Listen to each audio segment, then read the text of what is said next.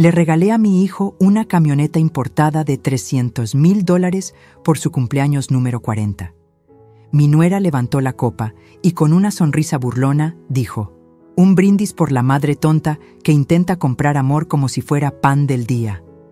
Todos se rieron. Yo solo sonreí, me levanté y me fui sin decir una palabra. Pero lo que hice después de esa noche, ella no lo va a olvidar jamás. Si me hubieras visto hace 6 meses, parada en medio de aquel salón con 200 personas mirándome, habrías pensado que era la mujer más patética del mundo. Y tal vez tenías razón. Ahí estaba yo, Carmen Elena Mendoza, 67 años, con mi vestido azul marino que había comprado especialmente para esa noche, sosteniendo las llaves de una Mercedes-Benz G-Wagon negra de 5 millones de pesos, mientras mi nuera levantaba su copa de champán francés. ¡Un brindis!, gritó Valentina con esa voz que perfeccionó en sus clases de actuación frustradas. Por la madre tonta que intenta comprar amor como si fuera pan del día.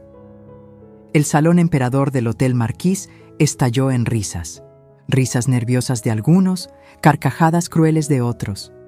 Mi hijo Rodrigo bajó la mirada, apretó los puños, pero no dijo nada.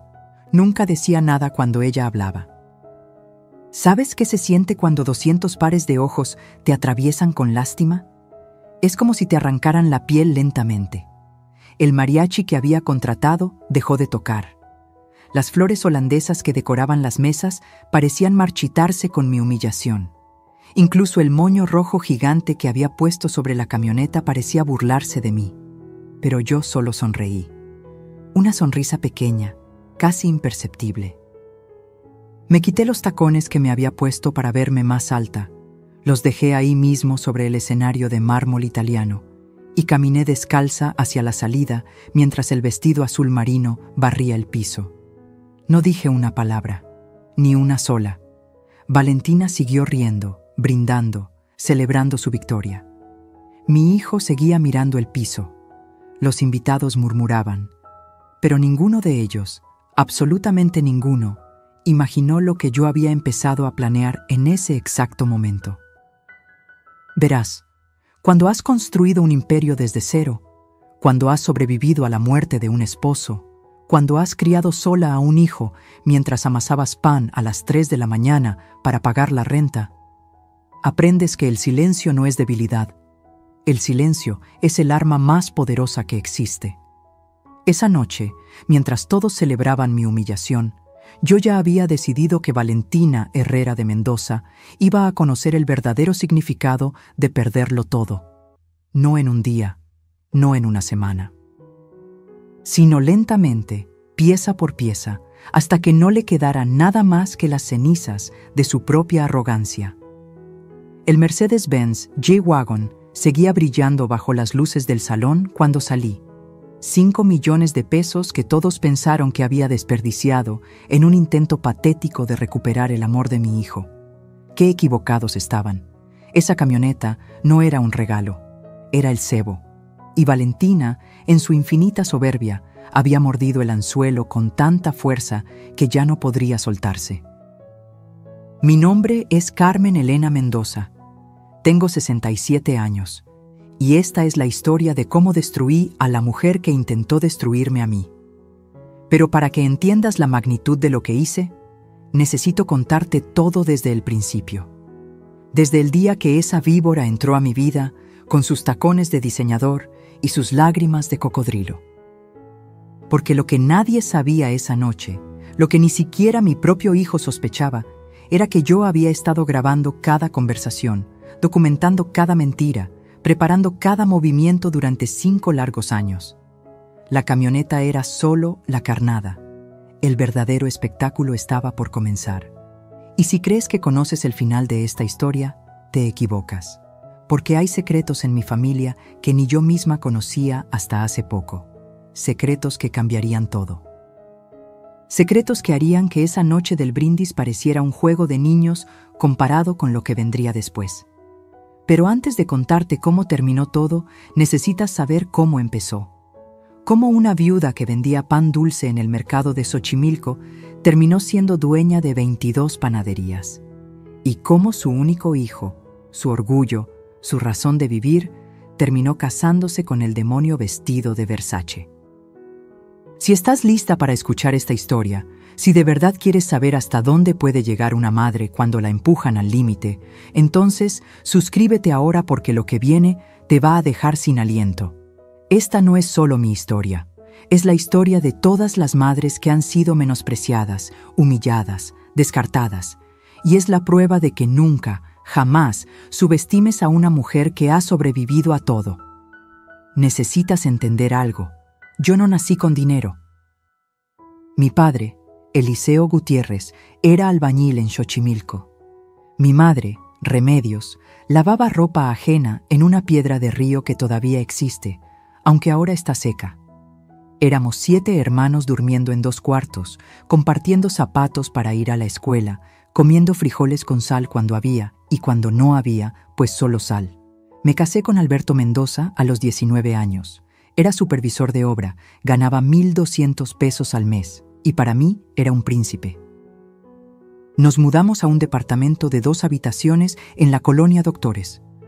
Las paredes tenían humedad, el techo goteaba cuando llovía, pero era nuestro. Ahí nació Rodrigo, un 15 de septiembre, mientras los cohetes de la Independencia iluminaban el cielo. Alberto murió cuando yo tenía 27 años.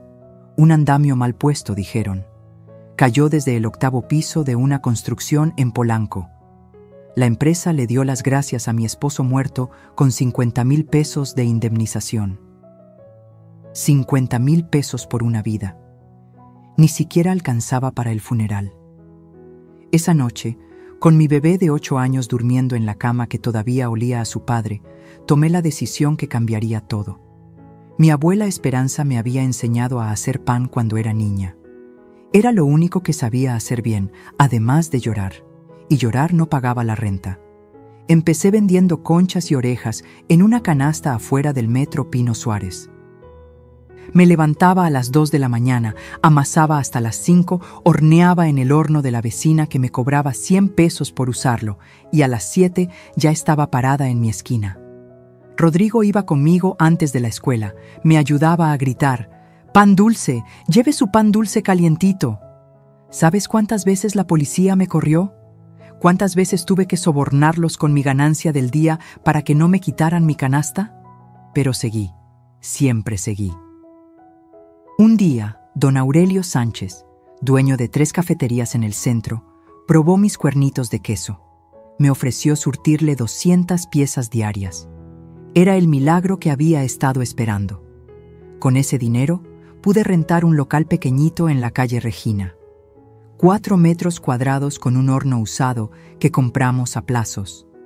Panadería La Esperanza. Así le puse, como mi abuela. Rodrigo creció entre harina y levadura. Hacía su tarea en una mesita junto al horno mientras yo trabajaba.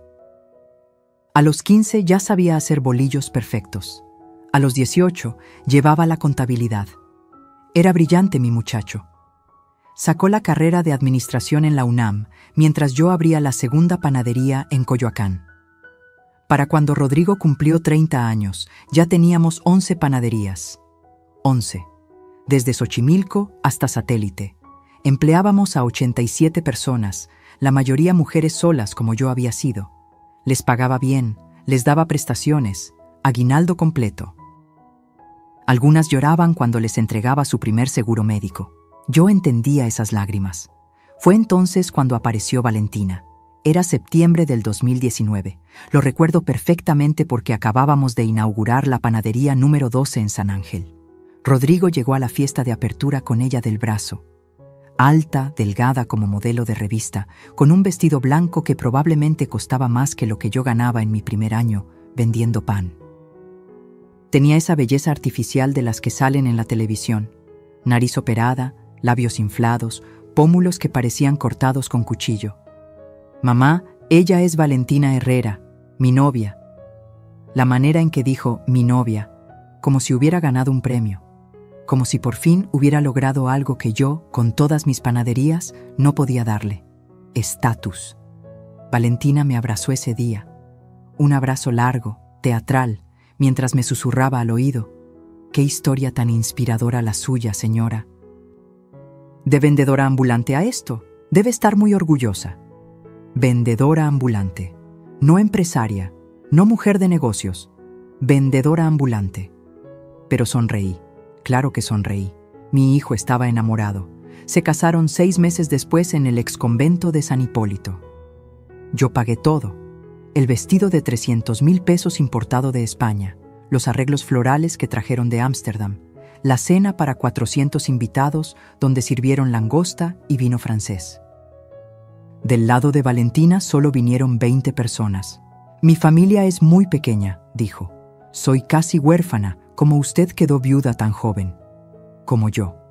Siempre encontraba la manera de compararse conmigo, de recordarme mis tragedias. Les regalé una casa en las lomas de Chapultepec. 5 millones de pesos de enganche, mensualidades de 80,000 pesos que yo pagaba religiosamente. Les di un puesto importante a ambos en la empresa. Rodrigo como director general, Valentina como directora de Relaciones Públicas, aunque nunca supe exactamente qué relaciones públicas manejaba. Los primeros 2 años fueron soportables. Valentina organizaba cenas donde invitaba a sus amigas del club, mujeres que la miraban como si fuera su mascota exótica, la que había casado al hijo de la panadera millonaria. Yo iba a esas cenas, me sentaba en mi lugar asignado, siempre el más alejado de Valentina, y escuchaba cómo reinventaba su historia cada vez. A veces era hija de diplomáticos que murieron en un accidente. Otras, su familia había perdido su fortuna en la crisis del 94. Mi favorita era cuando decía que había rechazado una carrera en el modelaje internacional para casarse con Rodrigo. «El amor vale más que cualquier pasarela en Milán», suspiraba, mientras sus amigas aplaudían su sacrificio. Pero yo notaba cosas, pequeñas cosas, como que nunca hablaba de su infancia con detalles específicos, como que no tenía ni una sola foto familiar anterior a los 25 años, como que su acento a veces se deslizaba hacia algo que no era mexicano, algo que ella cubría rápidamente con una risa nerviosa. Y luego estaban los gastos. Dios santo, los gastos. Carteras de 80,000 pesos que aparecían cada semana. Viajes a Miami, por negocios, que costaban más que el salario anual de 5 empleadas. Una renovación de su oficina que costó 3 millones de pesos, más que lo que costó construir una panadería completa. Cuando le mencioné algo a Rodrigo, me miró como si lo hubiera traicionado. «Mamá, ya no estamos en Xochimilco. Esta es nuestra vida ahora. Valentina sabe lo que hace. Ella entiende este mundo mejor que nosotros». Ese mundo, el mundo donde yo no pertenecía, aparentemente. Fue en el 3er año cuando las cosas empezaron a cambiar de manera más obvia. Valentina convenció a Rodrigo de que yo necesitaba descansar más. «Tu mamá ha trabajado tanto, mi amor. Se merece disfrutar su vejez». Vejez. Tenía 64 años y me levantaba a las 5 de la mañana para supervisar la producción. Pero de repente era una anciana. Empezaron a excluirme de las juntas importantes. «Para no estresarte, mamá». Cambiaron proveedores sin consultarme. Valentina tiene contactos mejores. Contrataron a un consultor estratégico, primo de Valentina, por supuesto, que cobraba 200,000 pesos al mes por decirnos que necesitábamos modernizarnos. Y yo, la estúpida de Carmen Elena, lo permití. Porque cada vez que intentaba protestar, Rodrigo me miraba con esos ojos cansados y me decía: «Mamá, por favor, Valentina solo quiere ayudar. ¿No puedes confiar en mi esposa?» Confiar. Qué palabra tan peligrosa cuando la usa tu propio hijo en tu contra. Para cuando llegó el 4.º año, yo había perdido el control de casi todo. Seguía siendo la dueña en papel, pero las decisiones las tomaban ellos. Las contraseñas del banco las manejaba Valentina por seguridad.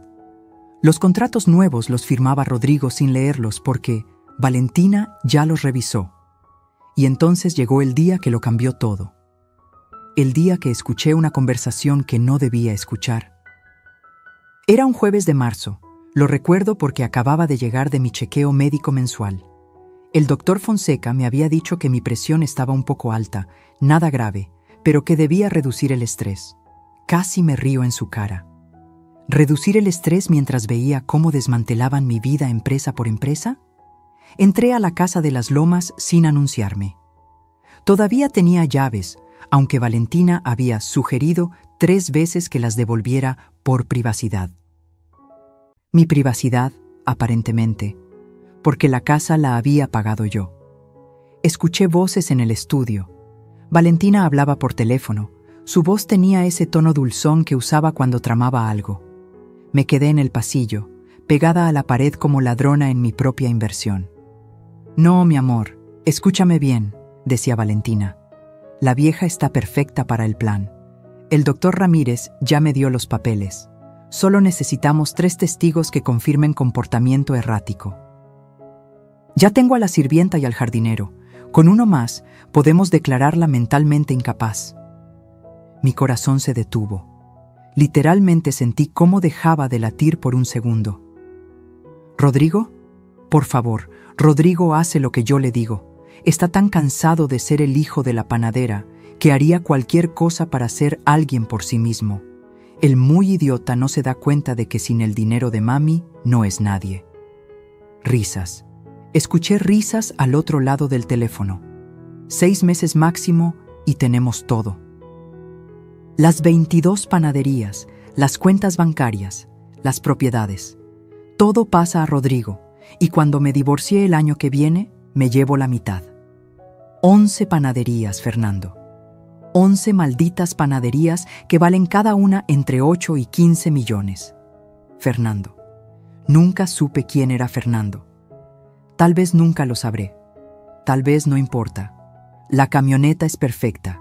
Ya convencí al tarado de que su mamá quiere comprarle algo extravagante para su cumpleaños. Cuando gaste 5 millones en un capricho así, tendremos la prueba perfecta de que está perdiendo el juicio. ¿Quién en su sano juicio regala una camioneta de 5 millones? Me deslicé por la pared hasta quedar sentada en el piso. El mármol frío atravesaba mi vestido. Mi hijo, mi Rodrigo. El niño que cargué 9 meses, que amamanté con estos pechos, que saqué adelante vendiendo pan bajo la lluvia. ¿Sabía de esto? Ay, no seas melodramático, Fernando. No la vamos a matar. Solo la vamos a internar en Villa Hermosa. Es un asilo de lujo en Cuernavaca. Hasta tiene vista a las montañas. Vivirá sus últimos años dopada y feliz. Es más de lo que se merece la vendedora ambulante esa. Me levanté en silencio. Cada músculo de mi cuerpo temblaba, pero no de miedo, de furia, de esa furia fría que solo sientes cuando te das cuenta de que has estado ciega por elección propia. Salí de la casa sin hacer ruido.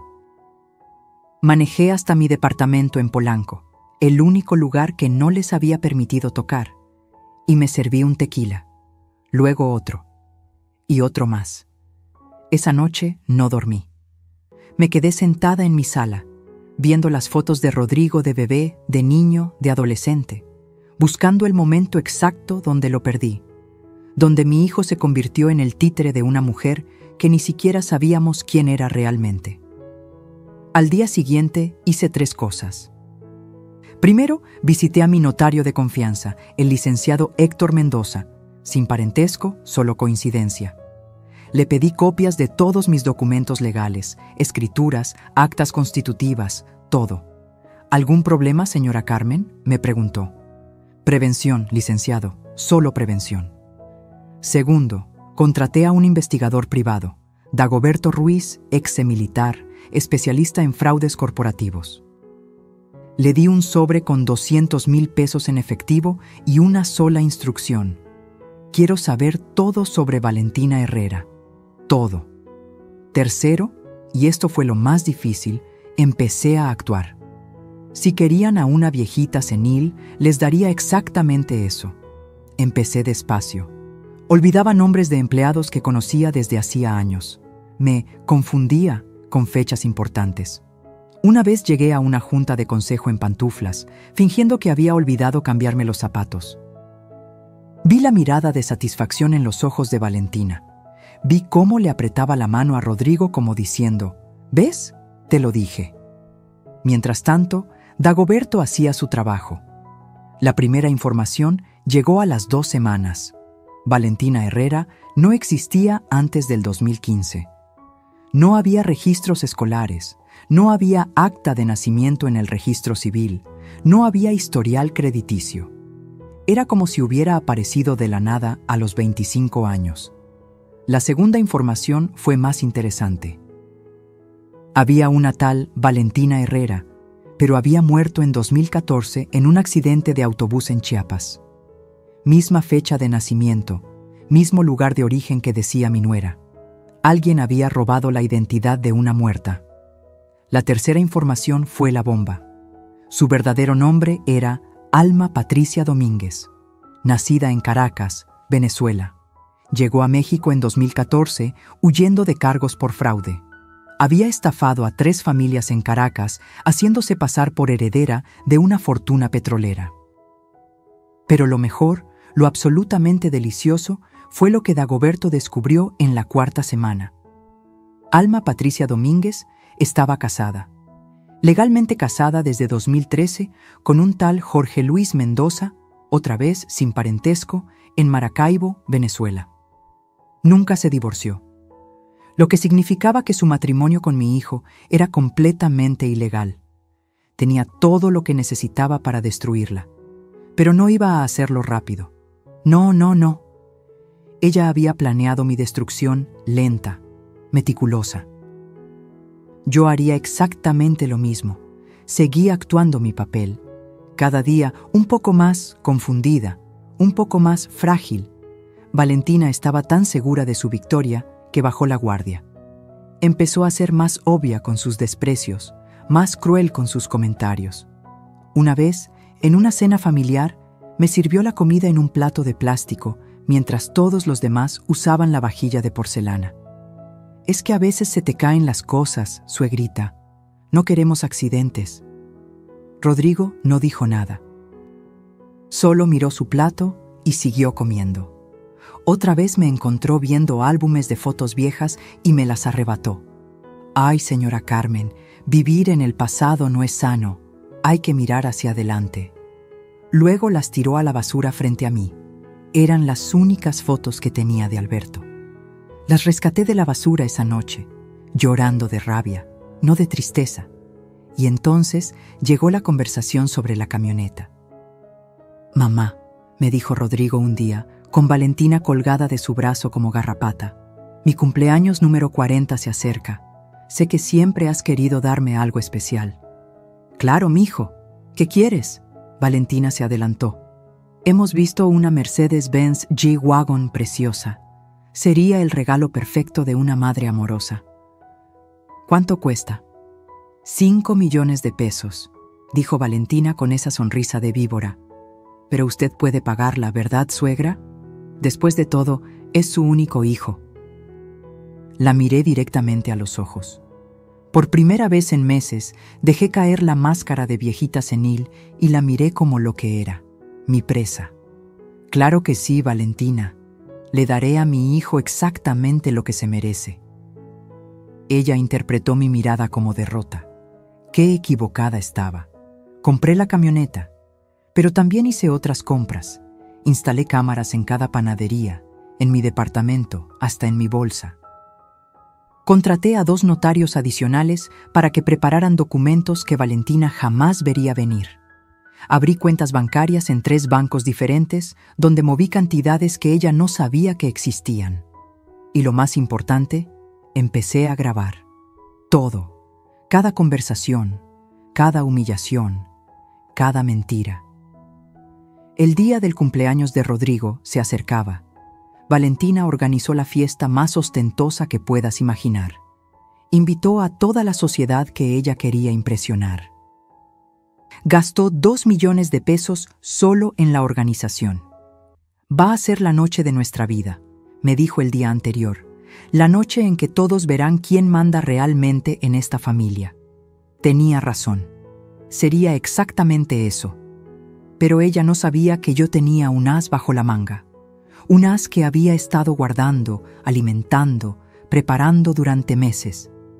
La noche del cumpleaños llegó, y con ella el principio del fin de Valentina Herrera. O debería decir, Alma Patricia Domínguez de Mendoza. Los primeros 5 años del matrimonio de Rodrigo fueron una obra maestra de manipulación. Valentina no llegó destruyendo, llegó construyendo una imagen, una narrativa, una prisión invisible alrededor de mi hijo. Empezó con detalles pequeños, casi imperceptibles. Me llamaba 3 veces al día. Suegrita, ¿ya desayunó? Le mandé su pan favorito con el chofer. Señora Carmen, Rodrigo está preocupado porque no ha tomado sus vitaminas. Mami Carmen, sí, empezó a decirme mami. Encontré un médico maravilloso para sus rodillas. Cada llamada era una actuación. Yo lo sabía porque cuando colgaba, Esperanza, mi empleada de confianza desde hace 30 años, me contaba cómo Valentina se burlaba de mí apenas terminaba la llamada. Vieja necia, la escuchó decir una vez. Se cree que soy su enfermera personal. Pero frente a Rodrigo, era diferente. Ahí brillaba su mejor actuación. Se había aprendido mis recetas de memoria. Cuando él llegaba cansado del trabajo, ella le servía mole negro, igual al de tu mamá, mi amor. Mentira. Lo compraba en un restaurante de Santa Fe y lo recalentaba. Una vez vi el recibo en su basura. 3,000 pesos por 1 litro de mole que ella hacía pasar por suyo.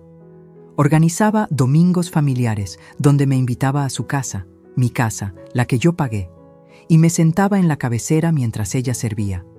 Es que usted ya trabajó mucho, señora. Ahora me toca a mí cuidar de esta familia. Los vecinos la veían y comentaban que no era tan devota, qué ejemplo de amor filial. Nadie veía cuando me servía las sobras. Nadie notaba que mi café siempre estaba frío. Nadie se daba cuenta de que las flores que supuestamente me mandaba cada semana eran las que sobraban de sus eventos sociales. Pero su obra maestra, su verdadera genialidad, fue cómo aisló a Rodrigo de mí sin que él se diera cuenta. Mi amor, tu mamá se ve cansada. Mejor no la molestemos con problemas de la empresa. Rodrigo, tu mami necesita descansar. Yo me encargo de llevarle los reportes. Cariño, no le digas lo del préstamo bancario, solo la vas a preocupar. Cada frase era un ladrillo en el muro que construía entre nosotros. Y Rodrigo, exhausto de trabajar 12 horas diarias, agradecido de tener una esposa que se preocupaba por su madre, aceptaba todo. Valentina también era lista con el dinero. No robaba descaradamente. No, eso hubiera sido muy obvio. En cambio, creó una fundación, Mujeres Emprendedoras de México. Hermoso nombre, ¿verdad? Cada mes, la empresa donaba 500,000 pesos a esa fundación. Para ayudar a mujeres como usted, fue Suegrita, las que empiezan desde abajo.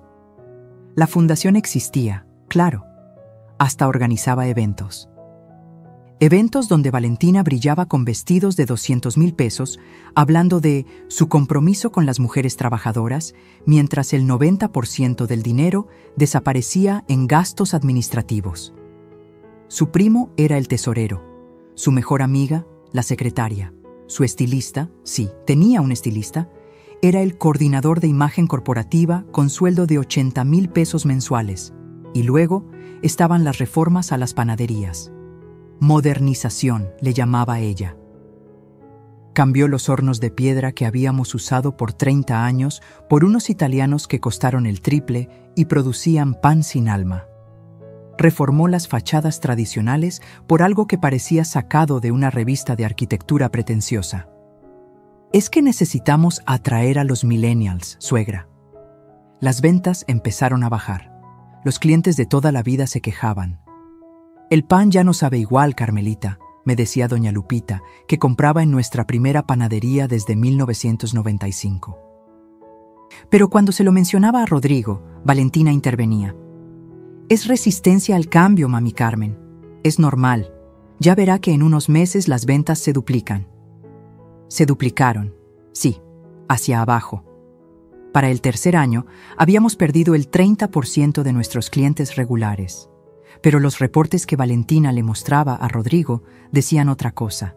Había aprendido a maquillar números como maquillaba su cara cada mañana. Y entonces empezó su campaña psicológica contra mí. Señora Carmen, ¿no recuerda que ya me pagó esto? Cuando nunca me había pedido dinero. Suegrita, ayer me dijo que sí podía cambiar los uniformes, cuando nunca habíamos hablado de uniformes. Mami, ¿estás segura de que no acordamos esto en la junta? Cuando yo ni siquiera había ido a esa junta. Plantaba semillas de duda, me hacía cuestionar mi propia memoria. Una vez llegó a mover mis llaves, mi bolsa, mis lentes, y luego encontrarlos en lugares absurdos. Aquí están sus lentes, suegra. En el refrigerador. ¿Ve por qué me preocupo por usted? Rodrigo empezó a mirarme diferente, con preocupación, con lástima. Mi propio hijo me miraba como si fuera una bomba de tiempo a punto de explotar. Mamá, tal vez deberías ver a un especialista. Mamá, Valentina dice que has estado olvidando cosas. Mamá, ¿estás segura de que estás bien? Y yo, que podría haberle mostrado las grabaciones que ya tenía para entonces, que podría haberle revelado quién era realmente su esposa, callé. Porque necesitaba que Valentina confiara. Necesitaba que bajara completamente la guardia. La máscara de la nuera perfecta solo se caía cuando estábamos solas. Ahí aparecía la verdadera alma Patricia. El plan para declararme mentalmente incapaz empezó un martes de octubre. Me acuerdo porque ese día Valentina llegó a mi departamento con el doctor Ramírez, un psiquiatra que parecía más interesado en su reloj Rolex que en mi salud mental. Es solo una evaluación de rutina, suegrita. Para estar tranquilos de que todo está bien. El doctor me hizo preguntas durante 2 horas. ¿Qué día era? ¿Quién era el presidente? ¿Cuánto era 17 más 38? Respondí todo perfectamente, pero noté cómo Valentina le hacía señas cuando yo no miraba directamente. La señora presenta signos iniciales de demencia senil, dictaminó el muy desgraciado mientras guardaba su grabadora. Recomiendo supervisión constante y evaluación de su capacidad para manejar decisiones financieras. Le pagaron 300,000 pesos por ese diagnóstico falso. Lo sé porque hackeé el correo de Valentina. Bueno, no yo. El hijo de Esperanza, que estudió sistemas, lo hizo por 50,000 pesos y la promesa de que su madre tendría trabajo de por vida. Después del doctor vinieron los incidentes manufacturados. Valentina empezó a organizar comidas donde me ponía en situaciones imposibles. Me servía sopa hirviendo y cuando me quemaba la lengua y la escupía, les decía a todos, «Ay, es que la señora ya no controla bien sus reflejos».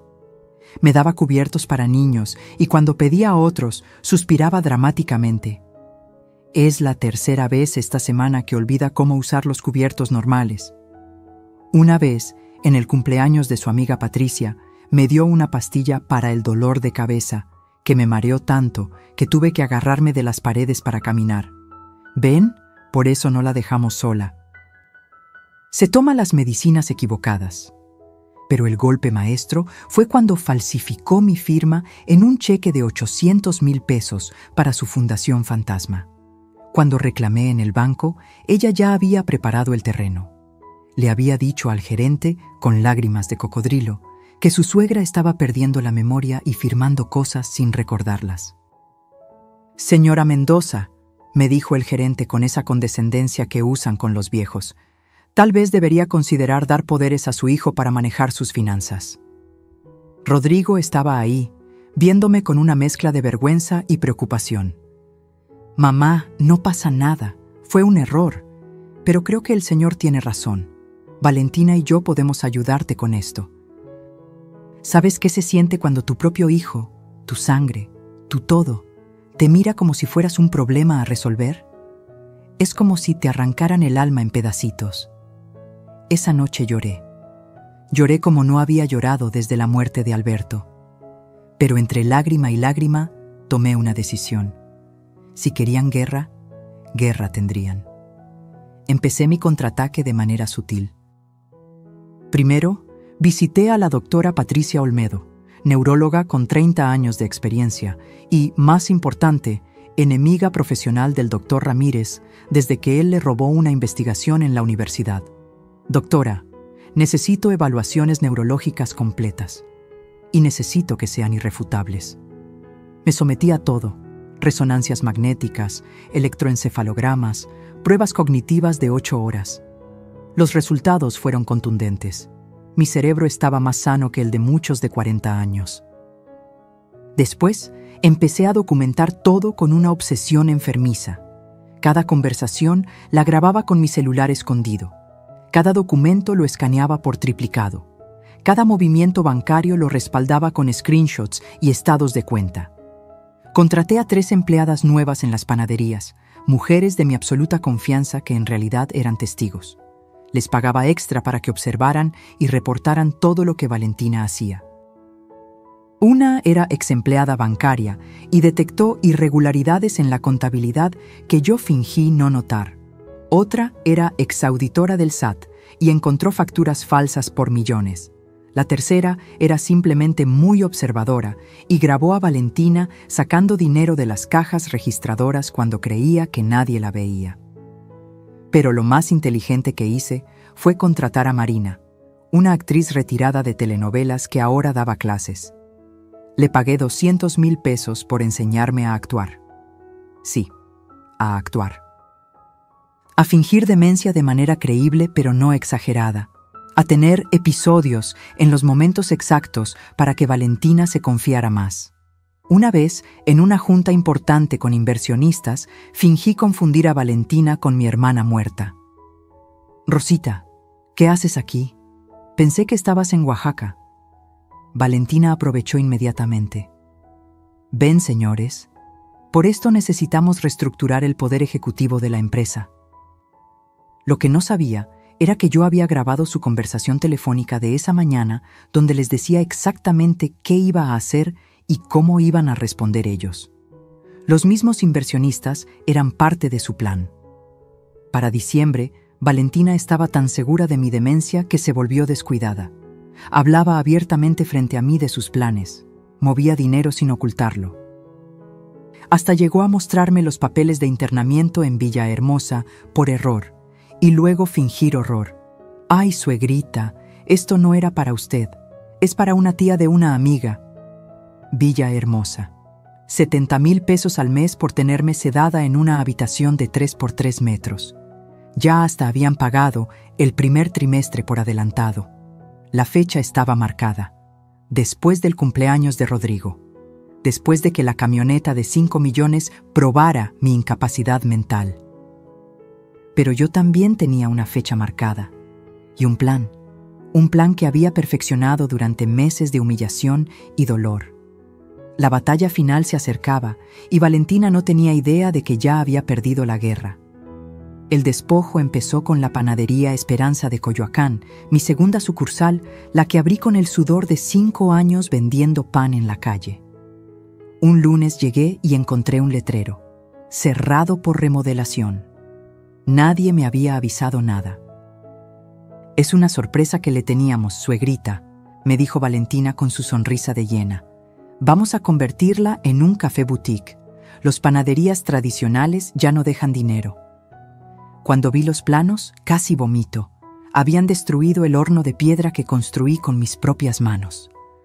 Los azulejos de Talavera que puse uno por uno, los habían tirado a la basura. En su lugar, paredes blancas minimalistas y una máquina de café de 2 millones de pesos. «¿Dónde están mis empleadas?», pregunté por Rosa, María y Carmen, que llevaban conmigo 15 años. Las liquidamos, no sabían hacer capuchinos. Liquidadas, como si fueran objetos defectuosos. Rosa tenía 3 hijos en la universidad. María mantenía a su madre enferma. Carmen acababa de quedarse viuda, pero a Valentina eso no le importaba.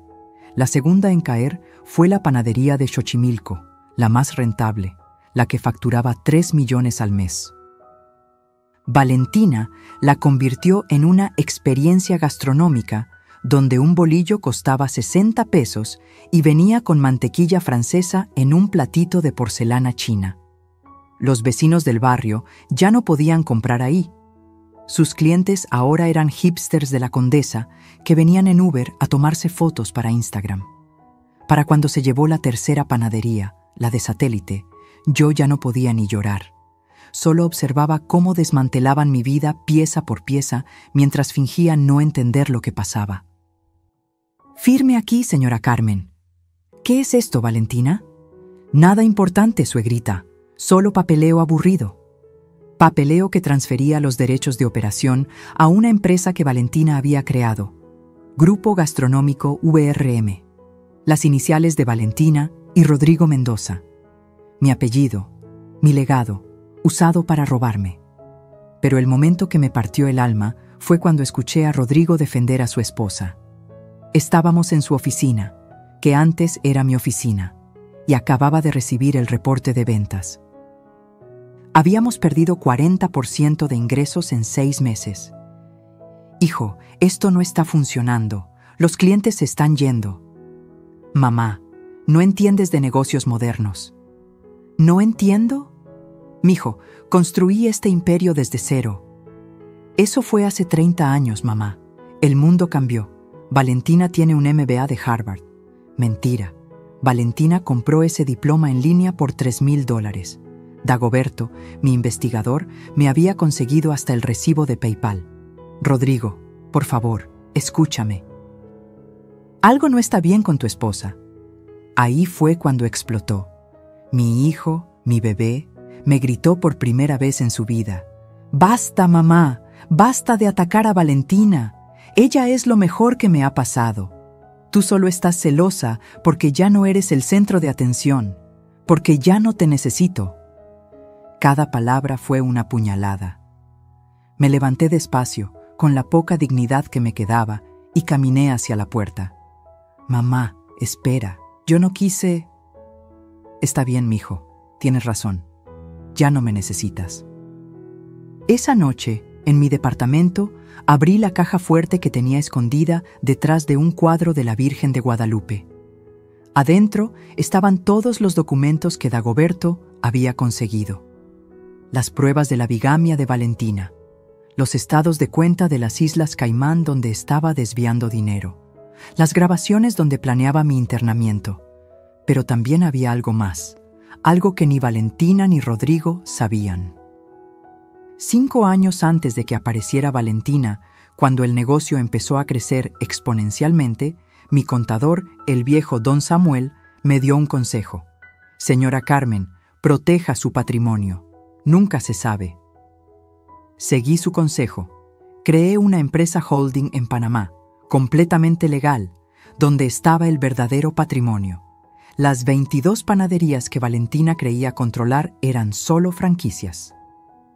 El nombre, las recetas, los derechos de marca, todo estaba en esa holding de la que yo era la única dueña. Valentina estaba robando cascarones vacíos. Pero había más. Durante los últimos 6 meses, mientras fingía demencia, había estado comprando propiedades a través de prestanombres, 7 locales en las mejores zonas de la ciudad, y había contratado en secreto a todas las empleadas que Valentina había despedido. El día del cumpleaños de Rodrigo se acercaba. Valentina había organizado la fiesta del siglo. Había invitado a 300 personas, gastado 2 millones en decoración, contratado a los Tigres del Norte para que tocaran en vivo. «Va a ser épico, suegrita», me dijo mientras revisaba la lista de invitados. «Todos van a ver el regalo increíble que usted le da a su hijo, 5 millones de pesos en una camioneta. ¡Qué generosidad la suya!». La miré a los ojos. Por un segundo, solo un segundo, dejé que viera la verdad. Dejé que viera que sabía todo, pero antes de que pudiera procesar lo que había visto, volví a mi actuación de viejita confundida. «Sí, mijita, le voy a dar exactamente lo que se merece».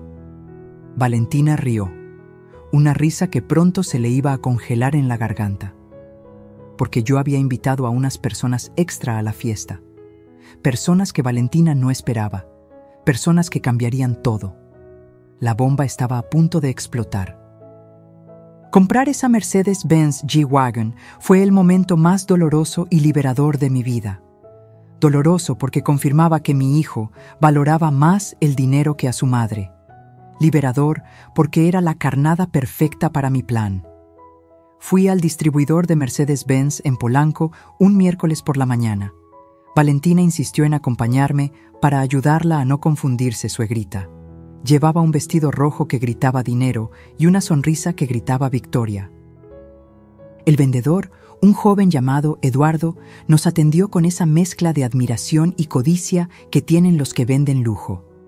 Valentina inmediatamente tomó control. Queremos la G-Wagon más equipada que tengan, la AMG G63, negra, con interiores de piel color caramelo. Excelente elección, señora. Esa configuración tiene un precio de 5.200.000 pesos. Perfecto, dijo Valentina antes de que yo pudiera hablar. Mi suegra pagará en efectivo. Eduardo casi se atraganta. ¿Efectivo? Transferencia bancaria, corregí yo. Pero quiero algunas modificaciones especiales. Valentina me miró extrañada. ¿Qué modificaciones, suegra? Quiero que graben para Rodrigo, con amor eterno de tu madre, en las cabeceras de piel. Y quiero una placa personalizada. Claro, ¿qué quiere que diga la placa? Verdad 40. Valentina rió. Ay, suegra, qué ocurrente. Verdad por su cumpleaños 40. No era por eso, pero la dejé creer lo que quisiera. Durante las 3 semanas que tardaron en preparar la camioneta, Valentina no cabía de la emoción. Le contó a todo mundo sobre el regalo excesivo que la pobre señora Carmen insistía en comprar.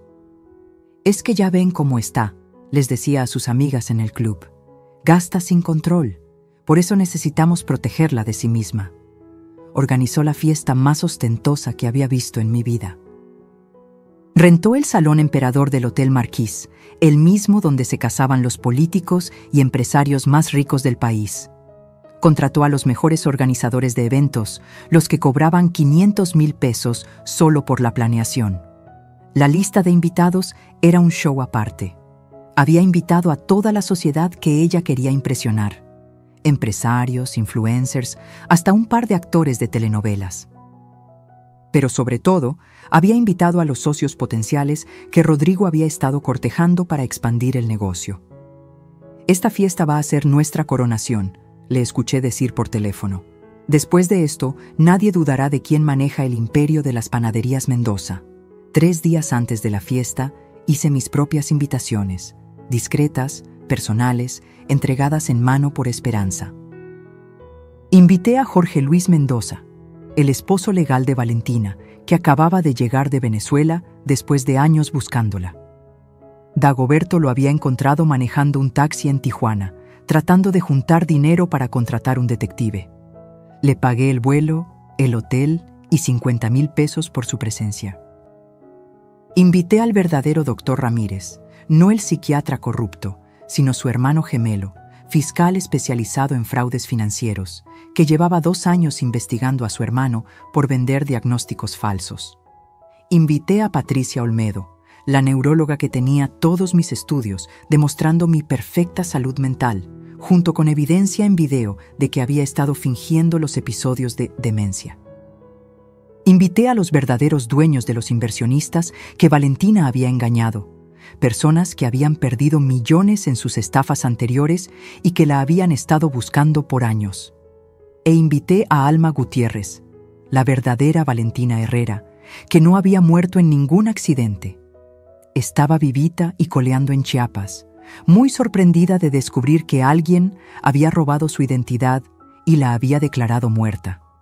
Pero mi invitada estrella era otra, alguien que nadie esperaba. El día de la fiesta llegó. Me puse mi mejor vestido, el azul marino que había comprado especialmente para la ocasión. No era caro ni ostentoso, pero me veía digna. Me veía como lo que era, una guerrera a punto de ganar su última batalla. Llegué temprano al salón. La camioneta ya estaba ahí, brillando bajo las luces, con un moño rojo gigantesco que Valentina había insistido en poner. Para que parezca más regalo, suegrita. Los invitados empezaron a llegar. Valentina brillaba como nunca, con un vestido dorado de 200,000 pesos que había comprado con el dinero de mis panaderías. Besaba mejillas, repartía sonrisas, se aseguraba de que todos supieran quién era la verdadera anfitriona. Rodrigo llegó 1 hora tarde, como ella había planeado, para hacer una entrada triunfal, había dicho. Cuando entró, los mariachis empezaron a tocar las mañanitas, los meseros descorcharon champán y Valentina lo llevó hacia donde estaba la camioneta. «¡Miren todos!», gritó Valentina tomando el micrófono. «El regalo de una madre amorosa para su único hijo». Fue entonces cuando me paré y caminé hacia ellos. Todos guardaron silencio. Tomé las llaves de la camioneta que estaban en una caja de cristal y me acerqué al micrófono. «Antes de entregar este regalo», dije con voz clara, «quiero hacer un brindis». Valentina me pasó una copa con una sonrisa condescendiente. «Claro, suegrita, diga unas palabras». Levanté la copa y miré directamente a los ojos de mi hijo. «Brindo por la verdad, porque la verdad, aunque duela, siempre sale a la luz». Fue entonces cuando aparecieron mis invitados especiales. Mientras Valentina tramaba mi destrucción, yo no estaba sola. Tenía aliadas que ella nunca vio venir, mujeres que habían estado observando en silencio, esperando el momento exacto para actuar. La primera era Esperanza, mi empleada de confianza. Pero Esperanza era mucho más que una empleada. Era mi hermana del alma, la que me ayudó a criar a Rodrigo cuando yo trabajaba 18 horas al día. Su hijo, Miguel, el que ahora es ingeniero en sistemas, creció junto a Rodrigo. Fueron como hermanos hasta que Valentina llegó y convenció a mi hijo de que no era apropiado juntarse con la servidumbre. Esperanza había estado grabando todo. Cada humillación, cada robo, cada mentira. Tenía un celular viejo que escondía en su delantal y había documentado 3 años de abusos. Videos de Valentina sacando dinero de las cajas. Audio de ella burlándose de mí con sus amigas. Fotos de documentos que firmaba falsificando mi letra. «Señora Carmen», me dijo una noche llorando. «Me parte el alma ver cómo la trata. Y Rodriguito, ay, Rodriguito se perdió». La segunda aliada fue una sorpresa hasta para mí. Cristina Durán, la mejor amiga de Valentina. Sí, la misma que reía en todas las humillaciones, la que aplaudía sus crueldades. Resulta que Cristina también había sido víctima de Valentina. Me buscó una tarde en mi departamento, temblando como hoja. «Señora Carmen, necesito hablar con usted. Valentina me robó 3 millones de pesos». La historia era predecible. Valentina la había convencido de invertir en un negocio de importación de bolsas de diseñador. El negocio no existía. El dinero desapareció. Y cuando Cristina la confrontó, Valentina la amenazó con destruir su matrimonio, revelando una infidelidad inventada. «Tengo todos los mensajes, las transferencias, los contratos falsos», me dijo Cristina entregándome una USB. «Pero hay más. Valentina tiene una cuenta secreta donde guarda todo lo que roba. La contraseña es el cumpleaños de su primer esposo. Su primer esposo, Jorge Luis, el que estaba legalmente casado con ella. La tercera aliada fue la más inesperada, mi notaria, la licenciada Rebeca Montemayor. Una mujer de 60 años, dura como el acero, que había visto demasiados casos de esposas manipuladoras destruyendo patrimonios familiares. «Carmen», me dijo en su oficina con vista a Reforma, «lo que está pasando es criminal y tengo una idea». Su idea era brillante. Mientras Valentina creía estar transfiriendo las panaderías a su nombre, en realidad estaba firmando documentos que no decían lo que ella pensaba. Rebeca había usado un truco legal antiquísimo. Las transferencias requerían una segunda firma de validación que nunca llegó. Todos los papeles que Valentina había falsificado eran legalmente inválidos.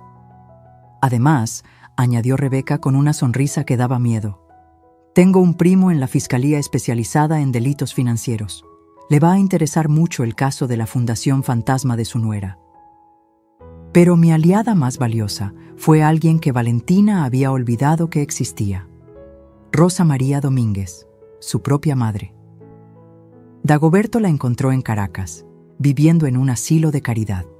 Valentina, o Alma Patricia, su verdadero nombre, la había abandonado hacía 10 años, diciéndole que se iba a casar con un millonario mexicano y que volvería por ella. Mi hija siempre fue ambiciosa, me dijo Rosa María por videollamada, con lágrimas en los ojos. Desde niña mentía, robaba, manipulaba. Pensé que cambiaría, pero cuando robó los ahorros de toda la vida de su padre y lo dejó morir sin poder pagar el hospital, supe que había criado a un monstruo. Rosa María tenía algo invaluable: el acta de nacimiento original de Alma Patricia, sus registros escolares donde había sido expulsada por robo y, lo más importante, una orden de aprehensión de Venezuela por fraude que seguía vigente. «Señora Carmen», me dijo, «ayúdeme a venir a México. Quiero ver la cara de mi hija cuando sepa que su madre está viva y dispuesta a testificar en su contra». Le pagué el vuelo, la hospedé en un hotel discreto en Coyoacán y la preparé para la fiesta. Mientras tanto, seguí perfeccionando mi actuación. Cada día me mostraba más confundida, más frágil. Valentina estaba tan embriagada con su próxima victoria que no notó cuando instalé cámaras en su casa. No vio cuando copié todos sus archivos de la computadora. No se dio cuenta de que su teléfono estaba intervenido. Una semana antes del cumpleaños, la escuché hablar con alguien llamado Fernando. Después de la fiesta, internamos a la vieja. Ya tengo a los enfermeros contratados. Van a venir a las 3 de la mañana cuando todos estén borrachos. Se la llevan sedada y para cuando Rodrigo despierte, su mamá ya va a estar en Villahermosa. ¿Y si el hijo se opone? No se va a oponer. Le voy a decir que su madre intentó suicidarse. Tengo pastillas para dormir que voy a poner en su bolsa. Con eso y el episodio de la camioneta, cualquier juez nos va a dar la razón.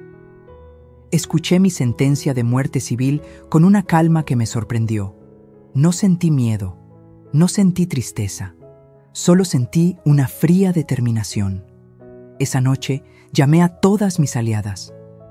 El día de la fiesta, necesito que estén listas. Vamos a darle a Valentina el espectáculo de su vida.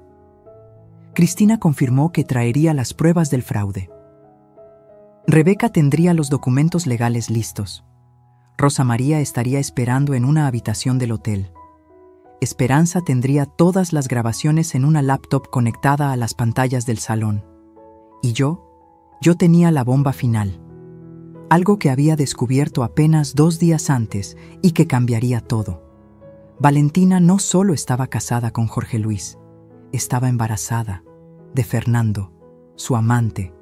El padre no era Rodrigo.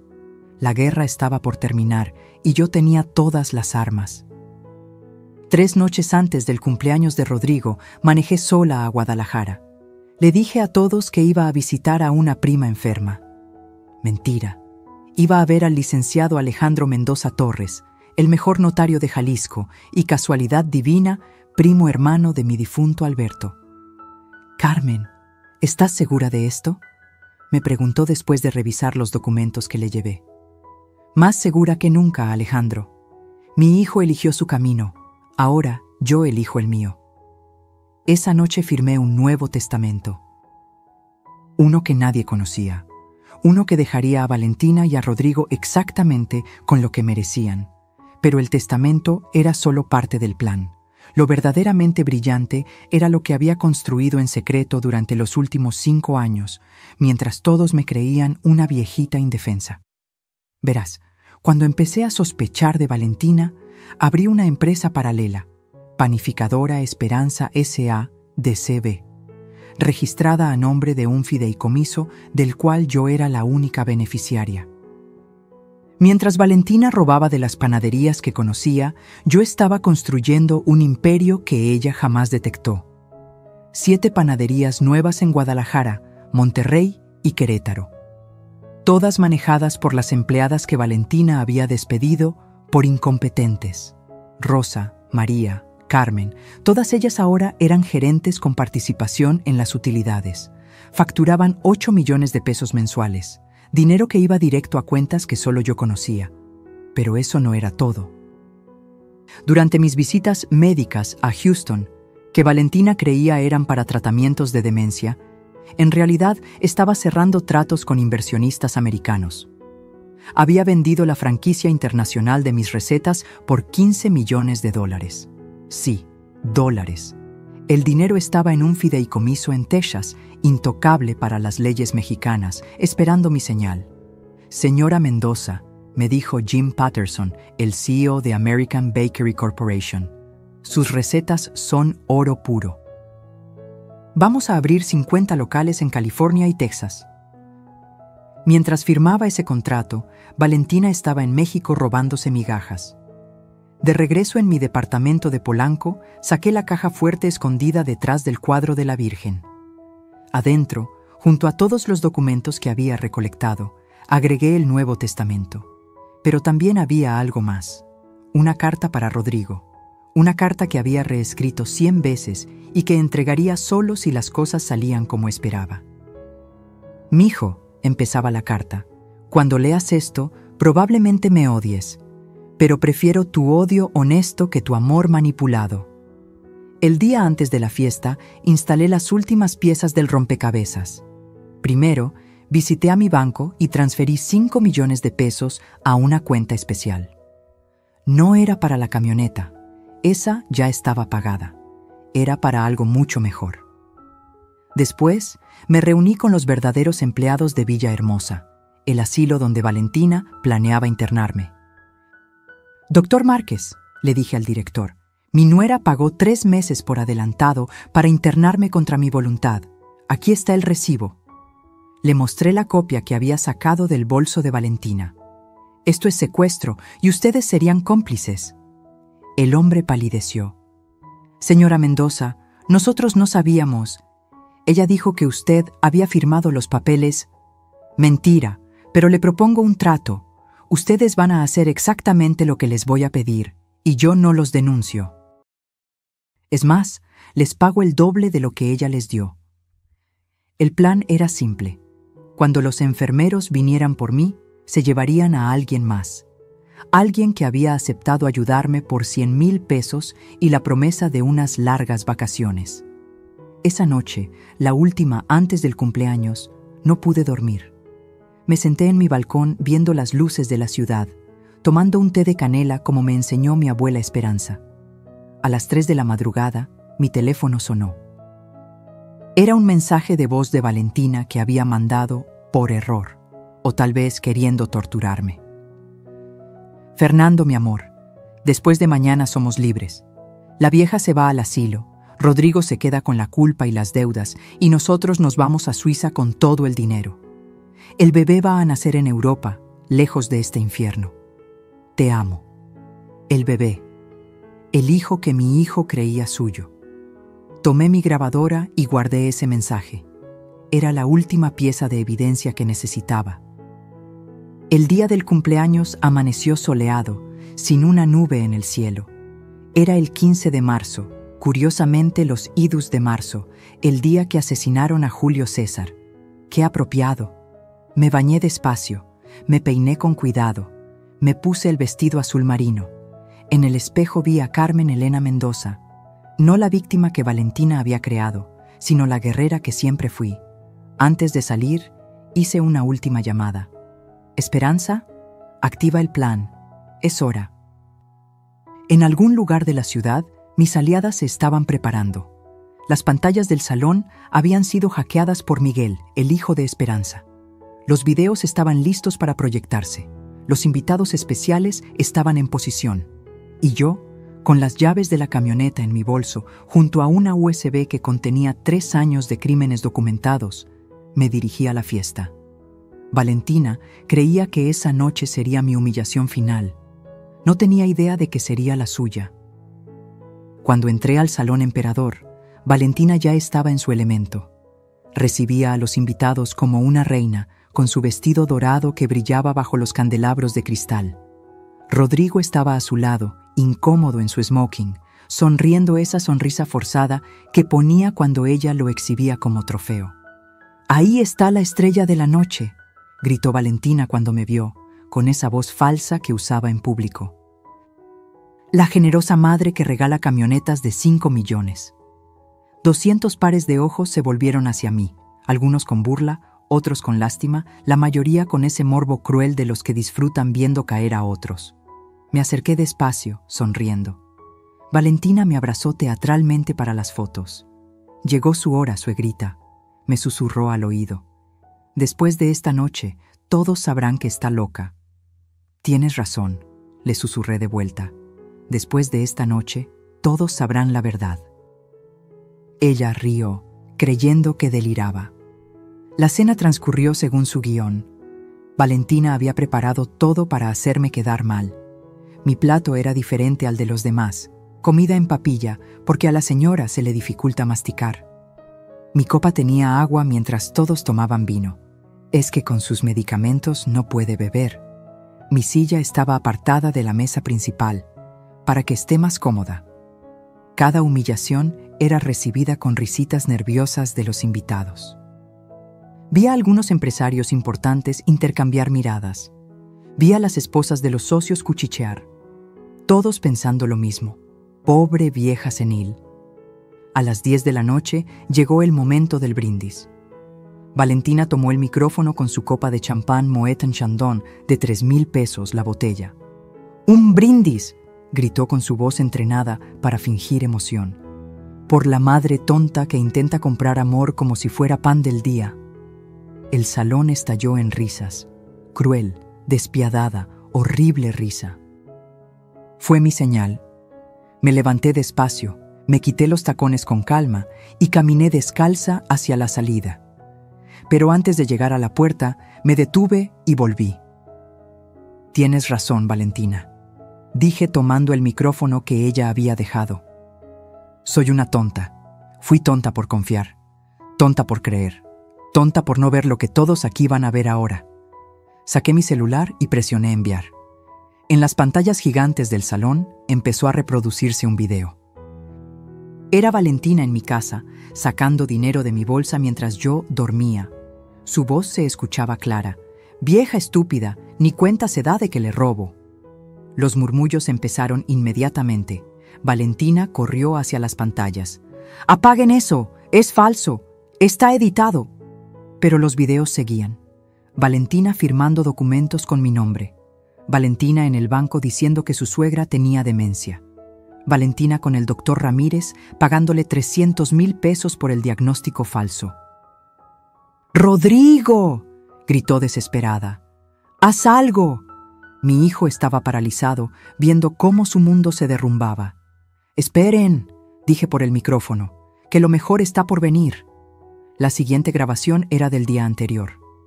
Valentina hablando con Fernando. «El bebé no es de Rodrigo, amor, pero él es tan idiota que nunca hará una prueba de paternidad». Un grito ahogado recorrió el salón.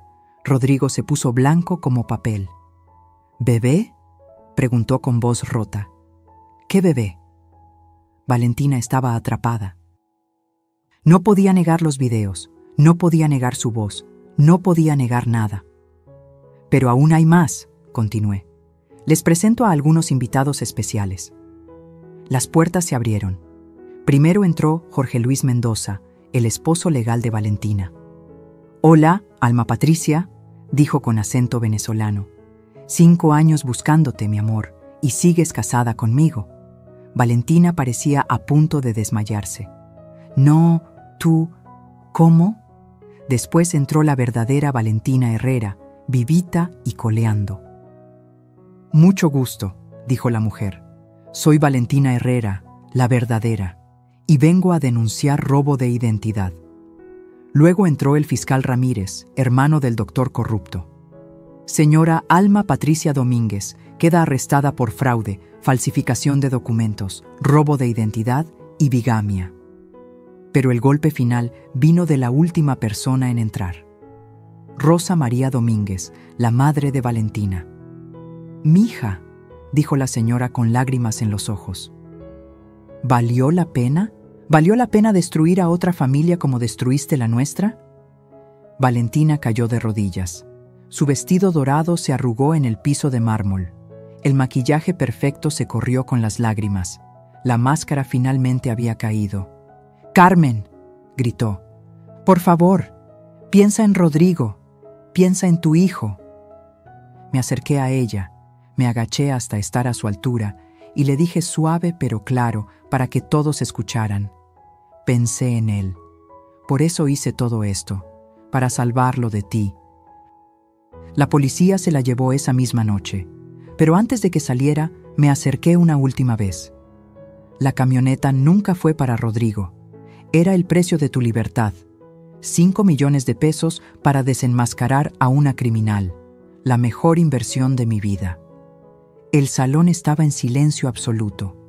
Los invitados no sabían dónde mirar. Los meseros habían dejado de servir.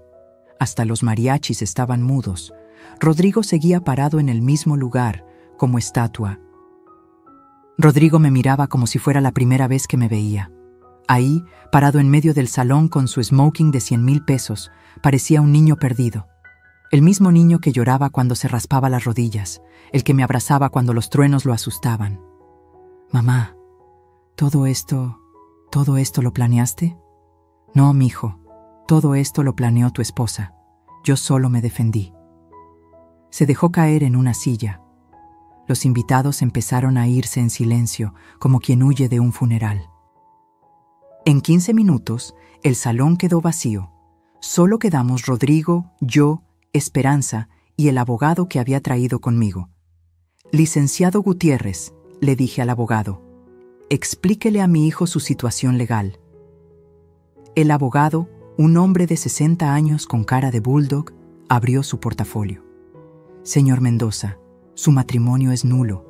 La señora Valentina, o mejor dicho, Alma Patricia, estaba casada cuando se unió a usted.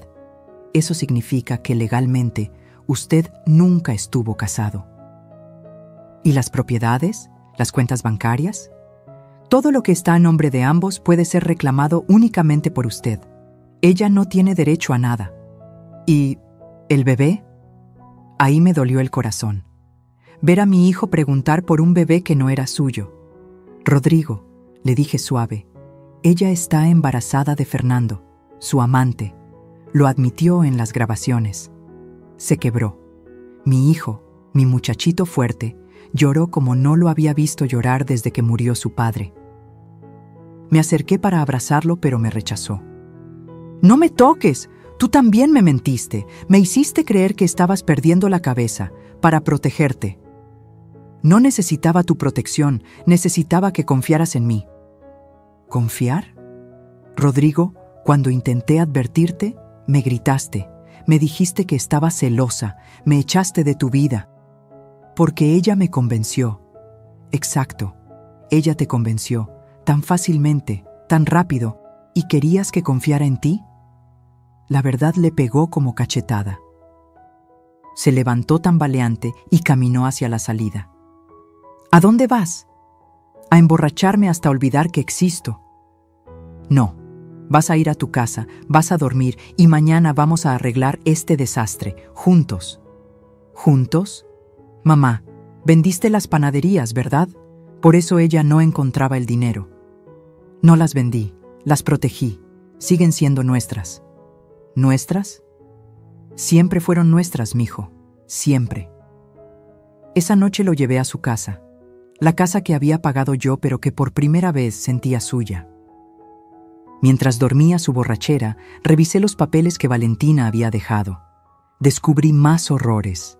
Préstamos a mi nombre por 10 millones de pesos, contratos con proveedores fantasma, hasta una demanda laboral falsa preparada para quitarme más dinero. A la mañana siguiente, Valentina intentó negociar desde el reclusorio donde esperaba su proceso. Mandó a su abogado, un tipo con cara de rata que cobró 50,000 pesos solo por venir a verme. «Mi cliente está dispuesta a irse del país si retiran los cargos». «No. Podría contar cosas sobre su hijo que dañarían su reputación». «¿Qué cosas? ¿Que fue víctima de una estafadora? Todo mundo ya lo sabe». «Tenemos fotos comprometedoras». Me reí. Por primera vez en meses, me reí de verdad. ¿Fotos editadas como las que usó para chantajear a Cristina Durán? Ya las revisó un perito, todas falsas. El abogado tragó saliva. ¿Qué quiere entonces? Justicia. Que pague por cada peso robado, por cada mentira dicha, por cada día de tortura psicológica. Eso podría ser 20 años de cárcel. Entonces que sean 30. 48 horas después del cumpleaños, el divorcio estaba completo.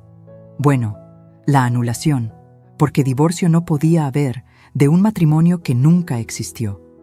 Valentina fue sentenciada a 15 años de prisión.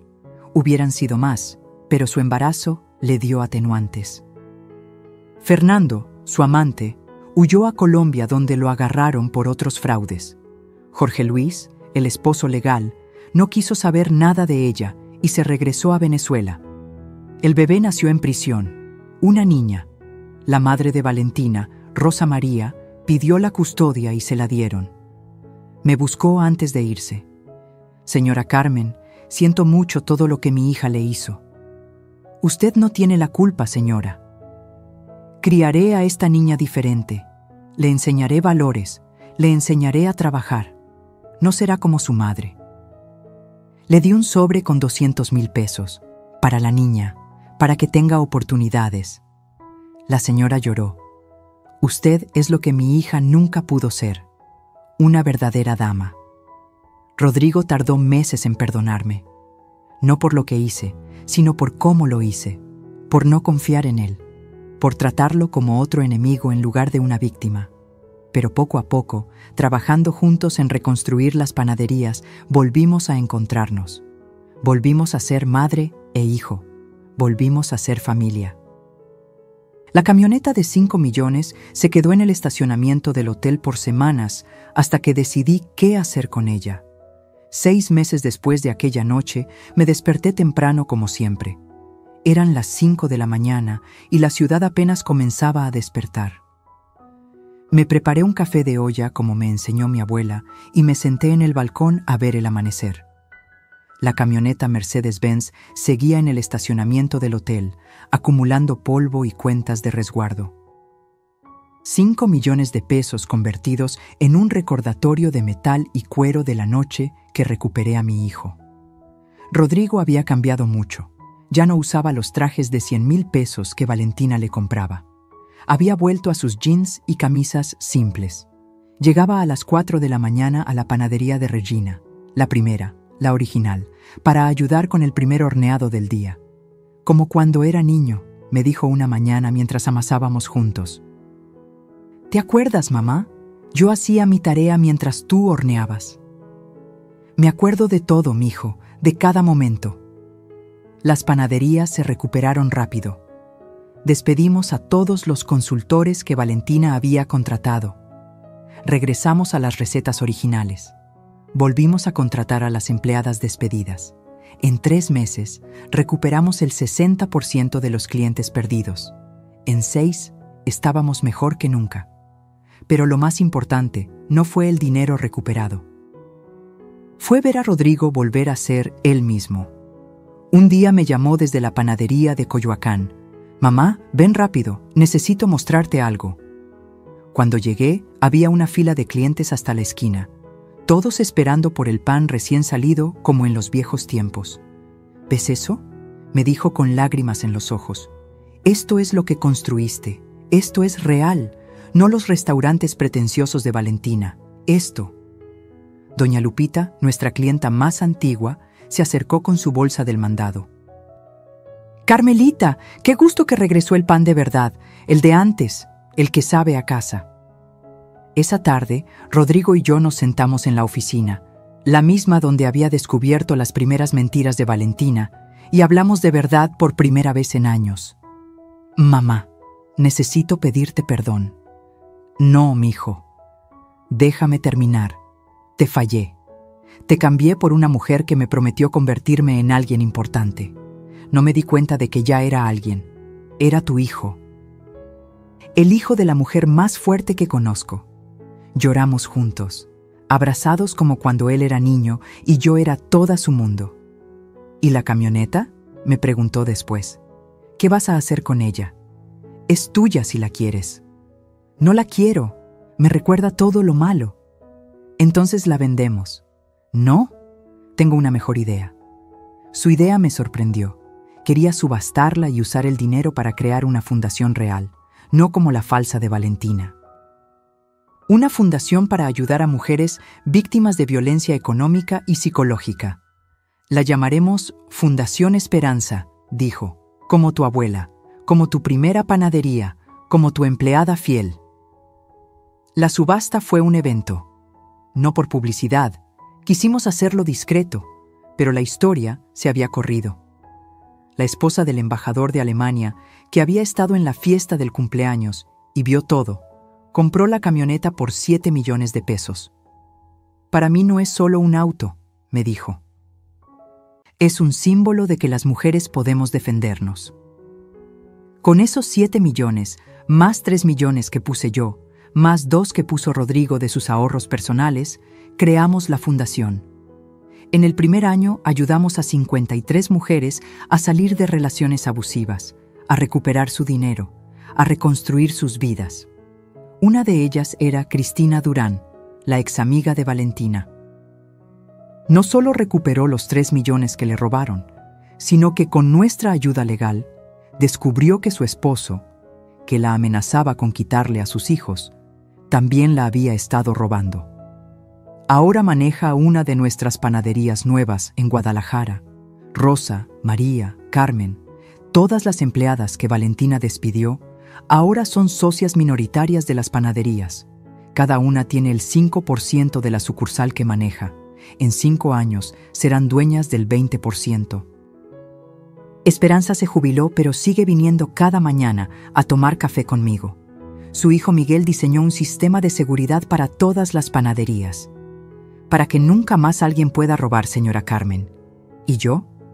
Sigo levantándome a las 5 de la mañana. Sigo supervisando la producción. Sigo siendo Carmen Elena Mendoza, la panadera de Xochimilco, que construyó un imperio con sus manos. Pero ahora soy más. Soy la prueba viviente de que nunca es tarde para defenderse. De que el silencio puede ser un arma. De que a veces hay que destruir todo para poder reconstruir. Valentina sigue en la cárcel. Le quedan 9 años. A veces me llegan noticias de ella a través de su madre. Dice que estudia repostería en el penal, que quiere salir reformada, que pide perdón. No la odio. El odio es darle demasiada importancia. Simplemente ya no existe en mi mundo. Hace una semana, Rodrigo me dio la mejor noticia. Está saliendo con Sofía, la hija de mi notaria Rebeca. Una mujer trabajadora, honesta, que tiene su propio despacho de abogados especializado en derecho familiar. Esta vez es diferente, mamá. Sofía me quiere por quien soy, no por lo que tengo. ¿Y cómo sabes? Porque le conté toda la historia con Valentina en nuestra primera cita. Y su respuesta fue: tu madre es mi héroe. Ojalá algún día sea la mitad de fuerte que ella. Anoche, mientras cenábamos los 3 juntos, Sofía me dijo algo que me llegó al alma. Señora Carmen, gracias por no rendirse, por pelear, por enseñarnos que el amor de madre no es dejar que los hijos hagan lo que quieran, sino protegerlos incluso de sí mismos. Y así termina mi historia. La historia de cómo regalé una camioneta de 5 millones para recuperar algo invaluable, mi dignidad, mi familia, mi vida. Si esta confesión tocó tu corazón, si conoces a alguien que necesita escucharla, compártela. Comenta de dónde nos ves, cuéntanos si has vivido algo similar. Y suscríbete para más historias de mujeres que se negaron a ser víctimas, porque todas tenemos una guerrera dentro. Solo necesitamos recordar cómo despertarla. Fin.